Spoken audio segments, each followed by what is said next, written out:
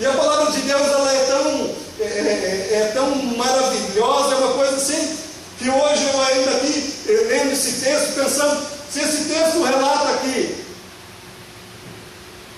daquela viúva pobre, aquela que deu as últimas 2 moedas que tinha, e dissesse aqui, que ela fazia o mesmo, tinham 10 filhos, e ela se preocupava de tal forma com os filhos, que ela chamava os filhos, santificava, mas aquela mulher, ela não tinha nada para cuidar, que aquela mulher não tinha bens, ela não tinha todo aquele rebanho que já tinha, não tinha servos, não tinha nada.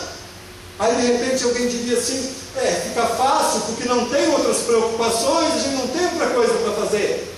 Mas a Bíblia coloca aqui que Jó, ele era um homem ocupado, ele tinha várias preocupações em sua volta, mas mesmo assim, a preocupação maior dele era com as coisas de Deus. Amém? A Bíblia coloca aqui, para nós entender, que ele ter essa riqueza não é errado, não é ruim, pelo contrário, isso aqui é muito bom. Ele era um homem abençoado. Não há nada de errado em a pessoa ter posses, ter dinheiro, ter bens materiais, não há nada de errado nisso. Desde que a Bíblia aqui está nos ensinando que, em primeiro lugar, ele dava valor para a sua família, para os seus filhos e para as coisas de Deus. A pessoa pode ter, às vezes tem pessoas também que não tem nada, na verdade, a pessoa não tem, como a gente diz lá no Rio Grande, um pinto para dar água, e ela não dá atenção para os filhos. Tem pai, tem mãe que joga o filho lá numa creche e nem vê o filho crescer. Quando eu digo joga, irmãos, não é que não possa. Meu filho foi para dentro de uma creche quando era pequeno. Mas no momento que você acompanha, você dá atenção, você leva, você busca, você se informa, você vai ver o que está acontecendo lá ou não. Mas tem pessoas que largam lá, professor que cuide. Tem pessoas que jogam para a avó cuidar. A avó e o avô que cuidam dos filhos. Mas a pessoa nem tem muito com que se ocupar, mas mesmo assim não tira tempo para fazer essas coisas. E aqui então a Bíblia está ensinando que esse homem, ele tinha todos os motivos para estar muito ocupado, muito preocupado com outras coisas, com grandes negócios, com grandes volumes de dinheiro, com grandes sonhos, mas não, a preocupação dele era educar e criar os filhos temente a Deus. Amém, gente? Amém. Ou nós tendo alguma coisa ou não tendo nada, em primeiro lugar, é nós ter no nosso coração ensinado os nossos filhos, e nós também, ter esse temor de Deus.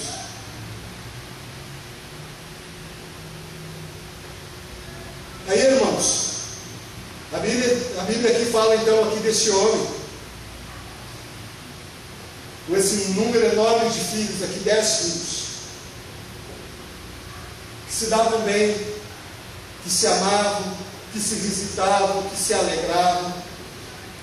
E fala desse pai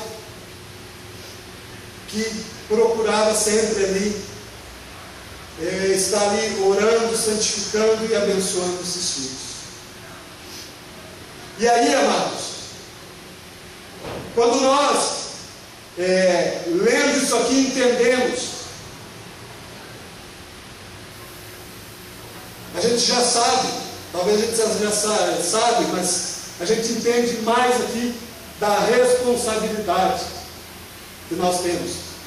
Com exceção do Cássio, eu não sei a irmã lá, mas não sei que o Nade é pai, a Priscila é mãe, os outros todos, as crianças estão à parte, então serve para nós todos aqui, para a maioria. Aqui fica fica bem claro da responsabilidade que nós temos, enquanto pai, enquanto mãe, na educação dos nossos filhos. Esses filhos não se davam bem, não viviam alegres ali, se alegrando, se reunindo, do nada. Com certeza eles foram criados num ambiente saudável. Com certeza eles foram criados num ambiente de amor, de respeito. Com certeza, amados, eles foram ensinados desde pequenos a respeito de amor, a respeito de temor. E por isso que estavam aqui. Olha só um detalhe, não eram crianças. Eles que iam na casa do Joel todos já adultos, casados. Eles não viviam junto aqui na casa de Jó.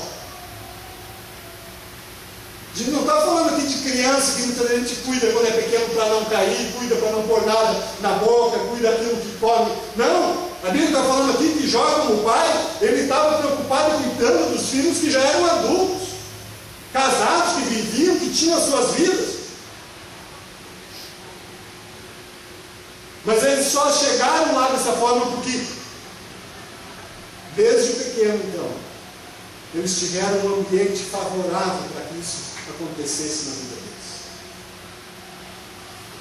A gente não pode esperar, irmãos, que os nossos filhos sejam algo no futuro, se nós não começar a ensinar, não começar a cobrar.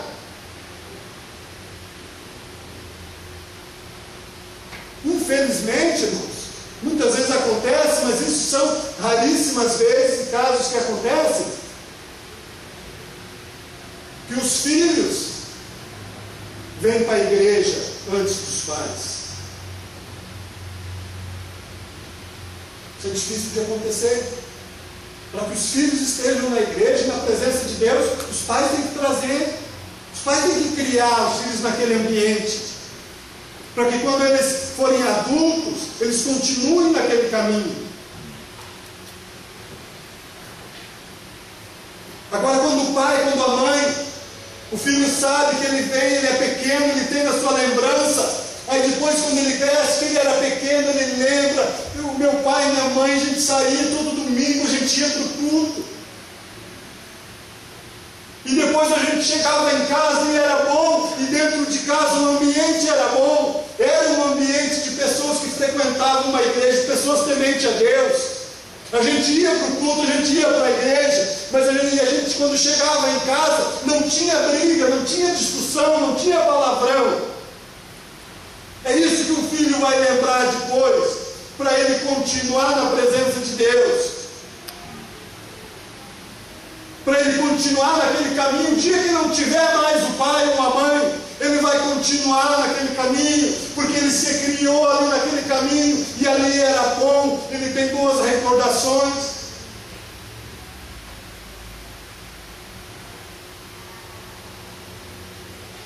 A nossa responsabilidade como pais é muito grande. Nós temos autoridade sobre a vida dos nossos filhos. Nós precisamos exercer essa autoridade com sabedoria, com temor de Deus.